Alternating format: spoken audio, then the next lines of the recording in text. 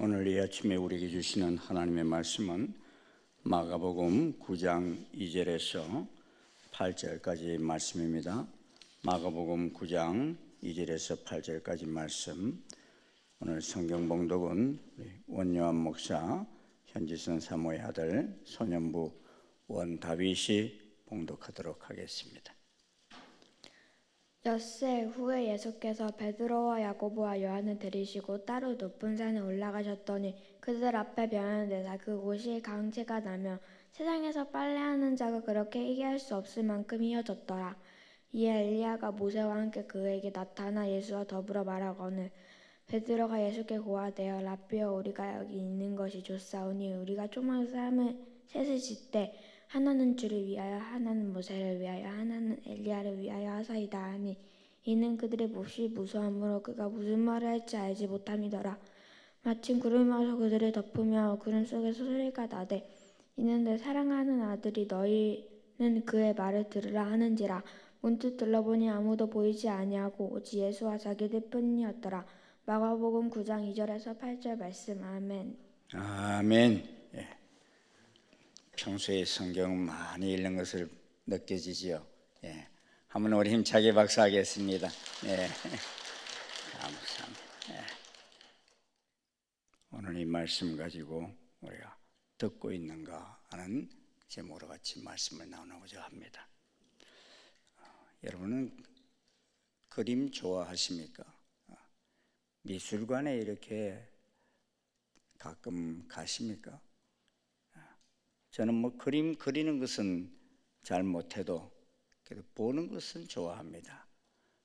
그래서 유럽을 여행할 때나 또 어느 한 도시에 갈 때 미술관을 방문한다거나 또 그런 박물관에 가서도 미술 관람을 하기는 합니다. 그런데 과거에는 이 명화 전시회를 한다고 하면 별 관심을 갖지 못했었습니다. 왜냐하면 가서 눈으로 보고 또 아름다운 그림을 보기는 보는데 잘 그렸다 이 정도까지는 알겠는데 사람들이 왜 저 그림을 저렇게 가치 있게 여길까? 어떤 거는 몇 천억이다 그러고 몇 백억이다 그러고 이런 모습을 하면서 또 그림 앞에서 한참 묵상을 하고 이러는 사람들이 있어요. 그런 사람들 볼 때 처음에는 이해가 잘 되지 않았어요. 저는 아무리 좋은 그림인데요 5분 이상 서 있지를 못해요. 잘 그렸구나 생각하고서 그냥 돌아설 때가 많았습니다. 이유가 무엇일까 생각해 볼 때 그 그림의 가치를 볼 수 있는 지식과 지혜가 부족한 것입니다. 그런데다가 너무나도 뛰어나다고 하는 명화를 봐도 그 가치를 알지 못하니까 잠시 그냥 눈으로 보고 넘어가는 수준인 것입니다. 마치 오늘 예수님이 제자들에게 말씀하셨던 너희가 눈이 있어도 보지 못하며 라는 말씀이 떠오릅니다. 분명 나는 눈을 가지고 있는데 눈앞에 있는 것의 가치를 온전히 보지 못하는 것입니다. 사람들은 어느 동물에 비하면 뛰어난 시각을 가지고 있습니다. 다양한 색깔을 이렇게 뛰어난 원근감으로 볼 수 있는 존재는 흔치 않습니다. 그리고 어떻습니까? 우리 일상에서 자연스럽게 가장 많은 자극을 받는 기관이 사실은 눈이에요. 우리는 하루 종일 뭔가를 보고 있습니다. 이를 통해서도 많은 정보를 얻습니다. 눈으로 보는 것이 정보를 얼마나 중요시 여기는지 하나님을 믿지 못하는 이유도요 보이지 않기 때문에 안 믿는다 그러는 사람들도 있어요. 한마디로 우리는 눈으로 보는 것에 매우 의지하며 살아갑니다. 그런 의미에 있어서 오늘 본문에 드러난 제자의 반응은 당연한 것일지 모릅니다. 지금까지 살아오면서 볼 수 없었던 놀라운 장면이 눈앞에 펼쳐집니다. 오늘 말씀을 여러분 그림을 그리면서 한번 눈으로 볼 수 있기를 바랍니다. 지금까지 늘 함께 동고동락했던 우리 선생님이 빛이 나고 있어요. 얼마나 놀랍게 빛이 났는지 빨래하는 자가 그렇게 희귀할 수 없을 만큼 휘어졌다 그랬어요. 그뿐 아닙니다. 엘리야와 모세가 나타났습니다. 엘리야와 모세가 어떤 이들입니까? 구약의 선지자와 율법을 대표하는 분입니다. 일단 800년 전과 1400년 전에 이 땅에 실존했던 인물입니다. 예수님의 제자들과 같은 유대인들에게 있어서는 세종대왕이나 이수신보다도 훨씬 대단한 인물입니다. 그런데 그 인물들이 눈앞에 나타난 겁니다. 여러분 지금 눈앞에 보입니까? 그림을 그려보시라니까요. 나타났다는 그림을 그려보십시오. 베드로와 야고보와 요한은 이 장면을 실제로 자신들의 눈앞에서 목격합니다. 한 사람만 보았다면 본 것이 헛것이다 할 수 있지만 세 사람이 보았다는 건 다 보았다는, 제대로 나타났다는 거 아닙니까? 사람이 가지고 있는 가장 뛰어난 감각기관인 눈을 통해서 확인했습니다. 그런데 어떻습니까? 그들은 가장 확실한 감각기관인 눈을 통해서 확인했음에도 불구하고 어떤 반응을 보입니까? 6절입니다. 이는 그들이 몹시 무서워하므로 그가 무슨 말을 할지 알지 못합니다. 눈으로 확인된 확실한 정보가 입력되었는데 이들 안에 오류가 막 일어납니다. 눈이 있어서 보기는 보았으나 보지 못한 것과 큰 차이가 없는 상태가 계속됩니다. 그래서 그들은 자기 스스로도 무슨 말을 하는지 이해하지 못하는 말을 쏟아냅니다. 이 오류를 어떻게 해야 조정할 수 있을까요? 우리는 오늘 본문을 이해하기 위해 좀 더 앞의 내용으로 거슬러 올라가야 합니다. 이 마가복음 총 16장으로 이루어져 있는데 크게 두 부분으로 나누어집니다. 그리고 그 두 부분을 나누는 큰 분기점이 오늘 본문의 직전에 나오는 베드로의 고백입니다. 빌립보 가이사랴 지방에서 베드로는 예수님을 그리스도로 고백합니다. 이를 기점으로 마가복음의 후반부는 예루살렘으로 가는 여정을 보여줍니다. 예루살렘으로 가는 여정이란 무엇입니까? 바로 마지막을 향해 가는 길입니다. 예수님께서 십자가를 향해 걸어가신 여정입니다. 제자들이 예수님을 그리스도로 고백하는 깨달음이 그 여정의 문을 열었습니다. 그래서 여러 학자들이 마가복음 8장 27절을 마가복음의 후반부의 시작으로 봅니다. 하지만 또 많은 학자들은 8장 27절이 아닌 22절을 후반부의 시작으로 이야기하기도 합니다. 저 또한 8장 22절에서 26절의 내용을 후반부의 시작으로 보아야 한다고 생각합니다.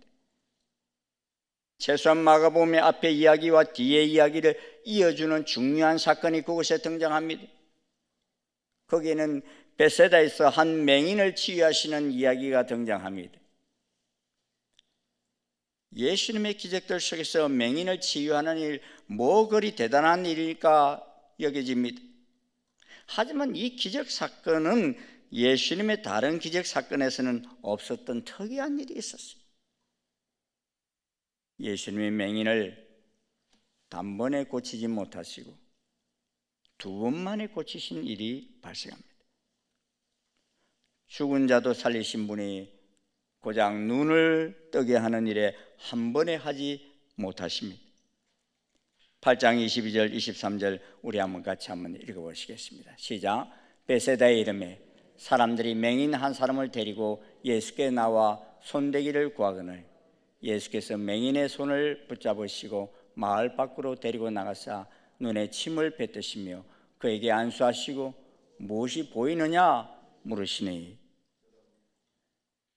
눈에 침을 뱉고 안수까지 하셨는데 시력이 제대로 회복되지 않았습니다. 그래서 다시 눈에 안수를 하십니다. 그때서야 맹인이 모든 것을 밝히 보게 됩니다. 예수님의 능력이 떨어진 것입니까? 아닙니다. 그럴 리 없습니다. 일부러 그렇게 하신 것입니다. 눈이 있어도 보지 못하고 귀가 있어도 듣지 못하는 제자들의 더딘 깨달음을 이를 통해서 보여주신 것입니다. 바로 앞 마가복음 8장 18절이 바로 그 내용입니다. 예수님께서 지난 3년 동안 제자들을 가르치셨습니다. 그냥 가르치신 것도 아니고 동고동락하면서 함께 하셨습니다. 하지만 여전히 예수님에 대한 제자들의 이해는 더딥니다. 그간의 수많은 기적들을 보았습니다. 기먹은 자를 고치시고 병든 자에게 가지 않고 멀리서 말씀 안으로도 고치셨습니다. 눈앞에서 5,000명을 먹이시고 4,000명을 먹이셨습니다. 귀신들이 쫓겨납니다. 그분의 옷자락만 만져도 병이 물러갑니다. 제자들은 지난 3년 그들의 눈으로 수없이 놀라운 장면을 보았습니다. 어찌 보면 베드로를 대표로 한 제자들의 고백은 그들의 그 일들의 결과물입니다. 드디어 그들은 예수님이 그리스도이심을 고백하게 됩니다. 드디어 눈을 떴습니다. 하지만 그들의 눈은 사람을 보고 나무 같은 것이 걸어 다닌다고 말했던 덜 치료된 눈이었습니다. 베드로는 예수님을 그리스도로 고백하지만 바로 이어서 그리스도로서 자신의 사명을 말씀하시는 예수님과 싸웁니다. 마치 유교 문화 속에 있던 우리나라처럼 스승의 그림자도 받지 못했던 유대 사회 속에서 자기 스승에게 분노하고 따지고 막았습니다. 이제 눈을 좀 뜨는 듯 하였지만 여전히 바라보고 있지 못합니다. 왜 그렇습니까? 왜 눈을 뜨심에도 바라보지 못할까요? 눈이 있어도 보지 못하는 자를 어떻게 해야 바라볼 수 있게 할까요? 이런 답답한 상황 앞에 오늘 우리가 함께 본 사건이 펼쳐집니다. 오늘 사건은 마치 이런 느낌이라 할 수 있습니다. 옆집에 나이가 한 50살쯤 되어 보이는 아저씨가 살고 있어요. 자주 보지는 못하지만 가끔 이 아저씨는 푸주근한 추리닝을 거쳐 입고서는 음식물 쓰레기를 버리러 나오는 모습을 마주합니다. 그런데 듣기로는 그 아저씨 직업이 판사래요. 오, 그래? 하고 반응하는데 크게 반응이 없어요. 감흥이 오지 않습니다. 나에게는 그냥 가끔씩 추리닝이 있고 음식 쓰레기 버리러 나오는 아저씨로만 여겨집니다. 그런데 내가 무슨 문제에 휘말려가지고 재판을 받게 되었어요. 근데 생전 처음으로 법정이라는 곳에 들어갔는데 딱 보니까 그날 판사가 추리닝 입고 늘 음식물 쓰레기를 버리러 나가는 그분인 거예요. 근데 그분이 딱 들어오니까요, 재판정에 있던 모든 사람이 다 일어나는 거예요.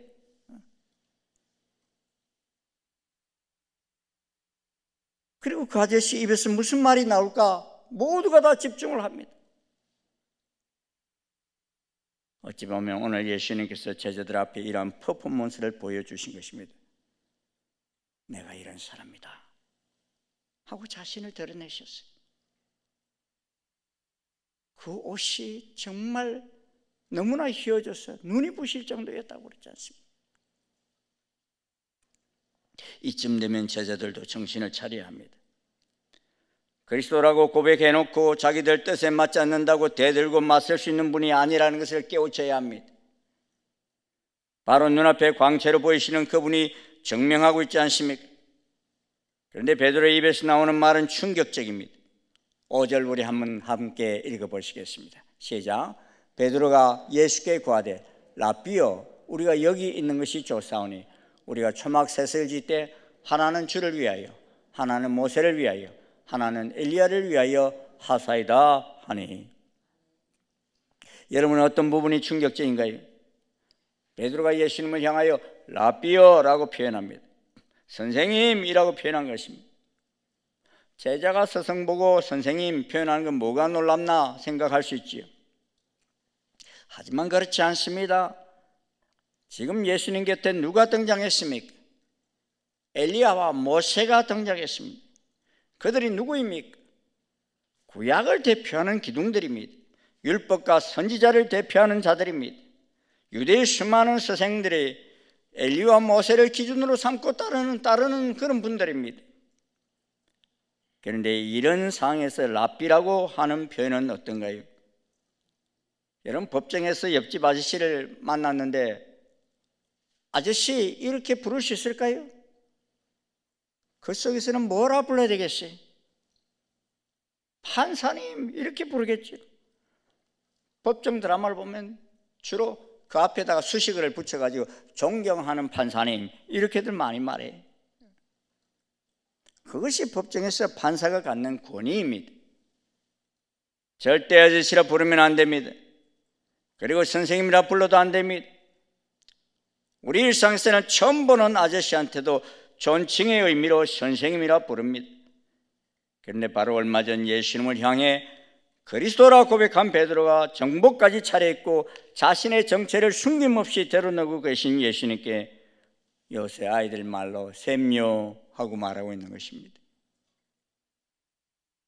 이는 지금 예수님보다 옆에 있는 엘리야와 모세에게 더욱 마음을 빼앗긴 것입니다. 유대교 안에서 엘리야와 모세가 가지고 있는 입지를 생각하면 그들의 등장이 제자들에게 주었을 큰 충격은 당연합니다.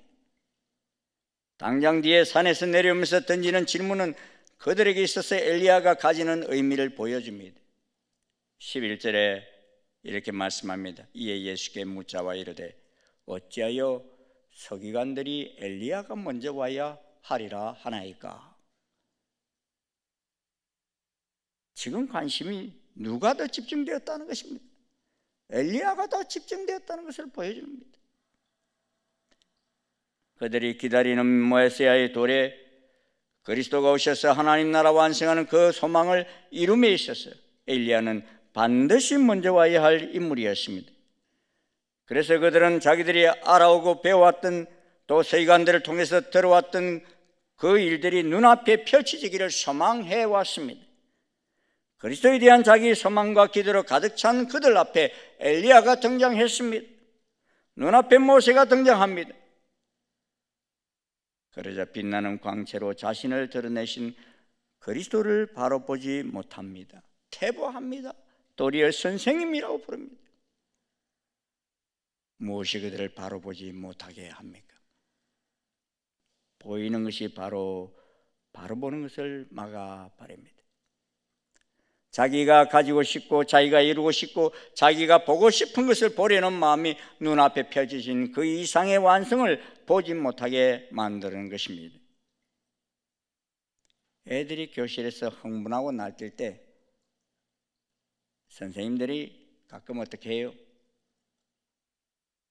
눈 감고 잘 들어봐 이런 말씀 하실 때 있어요. 모두 눈 감어. 왜 그렇게 막 날뛰어요? 뭘 보이니까. 근데 눈 감으라고 그러면 어떻게 돼? 순간 잠잠해집니다. 그리고 잘 들어보라 말합니다. 눈에 보이는 것이 없을 때 여러분 귀에 잘 들립니다. 아십니까? 우리 맹인 목사님 한 분을 아는데요. 자주 만나는 분도 아니에요. 그런데 어쩌다 이렇게 만났는데 목사님, 구영철 목사! 딱 아니 몇 년 만에 만났고 또 이전에 한두 번 만났던 분인데 어떻게 제가 목사님 하는 그 음성 딱 알아듣고선 구영철 목사다 그런지 눈에 안 보이는 분이요 더 잘 보더라고요. 깜짝 놀라요. 그리고 제 신상에 대해서 그냥 다 이야기하셔요.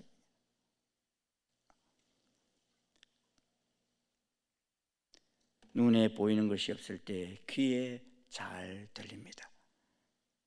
7절에 보십시오. 마침 구름이 와서 그들을 덮으며 구름 속에서 뭐가 나대? 소리가 나대. 이는 내 사랑하는 아들이니 너희는 그의 말을 들으라 하는지라. 구름이 와서 그들의 눈을 가려버렸어요. 모세가 나타났다, 엘리야가 나타났다 그러고 있는 그들의 눈을 구름이 와서 싹 가려버려요. 눈에 보이는 것은 구름밖에 안 보여요. 아무것도 보이지 않습니다. 그리고 하나님께서 직접 등장하셔서 말씀하십니다. 얘들아, 눈을 감고 내 사랑하는 아들의 말을 들으렴. 그랬더니 어떻게 됐나요? 8절입니다. 문득 둘러보니 아무도 보이지 아니하고 오직 예수와 자기들 뿐이었더라. 우리의 눈은 우리에게 정말 많은 정보를 줍니다. 그리고 우리는 그 눈으로 보는 것을 너무 집착합니다. 그리고 그 집착은 눈앞에 있는 것을 바로 보지 못하고 보고 싶은 것만 보게 합니다. 그러기에 우리는 내가 본 것을 가지고 내가 판단하고 내가 계획하고 내가 이루려는 습관을 멈춰야 합니다. 그 대신 나에게 말씀하시는 하나님의 아들의 음성에 귀를 기울여야 합니다. 예수님께서 이루신 많은 기적과 놀라운 일들이 제자들에게 기대감을 주었을 것입니다. 자신들이 기대하고 바라던 그리스도를 보아온 것으로 알았습니다. 하지만 예수님을 그리스도로 고백한 바로 직후 그들은 실패합니다. 예수님이 말씀하신 그리스도의 길은 그들이 보기 원하는 길과 달랐기 때문입니다. 그들은 자기들이 기대했던 엘리야의 사역들이 이루어지는 것을 보기 원했고 그 이후에 자기들이 원하는 세계가 그리스도를 통해서 이루어지기를 바랬습니다. 이제 그들이 눈을 감아야 할 때입니다. 말씀하시는 아들의 음성을 들어야 할 때입니다. 자기 생각의 선입견을 내려놓아야 할 때입니다. 자기 부인을 해야 할 때입니다. 자기들의 생각과 달리 십자가의 말씀하시는 주님 앞에 두려움과 떨림으로 귀를 기울여야 합니다. 요즘에는 이제 미술관에 가는 것이 많이 편해졌어요. 미술관뿐만 아니라 박물관이나 이 고궁들을 방문하는 일도 편해졌어요. 왠줄 아십니까? 어디를 가든지 작품을 설명하는 전문 안내인인 도슨트들이 다 대기하고 있어요. 사람이 없으면요, 귀에다가 딱 끼고서 그 앞에 가서 딱 서면요, 그 그림에 대한 설명을 장황하게 다 설명해줘요. 내가 전혀 느끼지도 못하고 깨닫지도 못했던 놀라운 사실을 다 설명해 줍니다. 이 그림에 이런 비밀이 있었구나 하는 것을, 그것을 들으면서 깨닫게 됩니다. 나 혼자 보려 할 때는 볼 수 없었던 그림의 의도와 메시지를 볼 수 있게 됩니다. 도슨트의 설명을 따라 듣고 가면 됩니다. 그렇게 따라가다 보면 어느 순간 내가 그림을 바로 볼 수 있는 시각이 생겨나기 시작합니다. 내 나름대로 그림을 볼 수 있는 능력을 갖게 됩니다. 마가복음 전반부에서 예수님의 그리스도로서의 사역이 그림으로 펼쳐졌습니다. 제자들은 그 그림을 보려고 몰려들었습니다. 이제 제자들은 그 그림이 가진 진짜 의미를 말씀하시고 그 길로 초청하시는 예수님의 말씀에 귀를 기울여야 합니다. 그 말씀을 듣고 그 길을 따라가다 보면 결국 모든 것을 명확하게 볼 수 있게 치유된 그 맹인처럼 바로 보게 될 것입니다. 우리에게 이 고난주간의 새벽이 그런 시간이 되기를 간절히 소원합니다. 우리들의 기대와 바람, 우리가 보기 원했던 모든 장면들을 다 내려놓고 십자가의 길을 우리에게 말씀하시는 하나님의 음성에 귀를 기울일 수 있기를 소원합니다. 그때 십자가를 지시러 가시는 예수님이 실패자가 아니라 우리를 구원하시기 위해 오신 만세전부터 예언되신 메시아이심이 보일 것입니다. 이 고난주간 예수님이 승리자이심이 보일 것입니다. 세상 사람들이 예수님을 향하여 말하는 그 음성이 아니라 하나님의 음성을 듣는 복된 이 순환주간이 되실 수 있기를 주의 이름으로 축원합니다. 우리 함께 좀 기도할 수 있기를 원합니다. 이 시간 여러분 기도하실 때 앞에 여러분 구영철 목사는 좀 안 보였으면 좋겠어요. 예? 다 구름으로 싹 가려진 이런 시간이 되었으면 좋겠습니다. 그리고 그 속에서 말씀하시는 하나님의 음성을 들으실 수 있기를 소원합니다. 이 시간 여러분 기도하실 때 이제 좀 여러분이 너무 많이 말씀하시려고 하지 마시고 주님이 말씀하시는, 하나님이 말씀하시는 음성을 좀 들으실 수 있기를 바랍니다. 하나님께서 뭐라고 그랬어요? 너는 저의 말을 들으라 말씀하셨죠. 오늘 이 새벽에 여러분 눈앞에 보여진 그 예수님의 음성을 들으실 수 있기를 주의 이름으로 축원합니다. 주님 말씀하시옵소서. 주님 말씀하시옵소서. 하나님 말씀하시옵소서. 제가 무엇을 잘못 보았고 무엇을 깨닫지 못했는지, 예수님이 누구신지를 제가 깨닫지 못했던 그것을 말씀하여 달라고 기도하시고 주의 뜻을 분별할 수 있게 해달라고 기도하십시오. 예수님이 십자가를 지러 간다 해도 그것에 하나님의 귀한 비밀이 있다는 사실을 발견하고 눈을 뜰 수 있기를 바랍니다. 고난받으러 간다 하니까 다 도망가 버리고 다 부인하고 하는 이런 우리가 되지 않기를 소원합니다. 어떤 환난과 어떤 시련과 어떤 역사가 일어난다 해도 주의 음성을 듣게 되면 이것이 주님이 말씀하신 그 시대에 일어날 일들이구나, 그것을 깨달으시기를 원합니다. 나중에야 주님께서 부활하신 후에야 제자들은 다 주의 말씀을 다시 떠올렸습니다. 3일 만에 부활하신다는, 무너진 저 성전을 허물라 내가 3일 만에 일으키리라 하신 말씀도 그때야 듣게 되고 이해하게 됩니다. 보이는 것에 의지하지 마시고 주님이 뭘 말씀하셨는지를 우리가 깊이 다시 한번 되새기면서 오늘 이 아침에도 주의 음성을 듣는 복된 시간 되시길 주의 이름으로 축원합니다.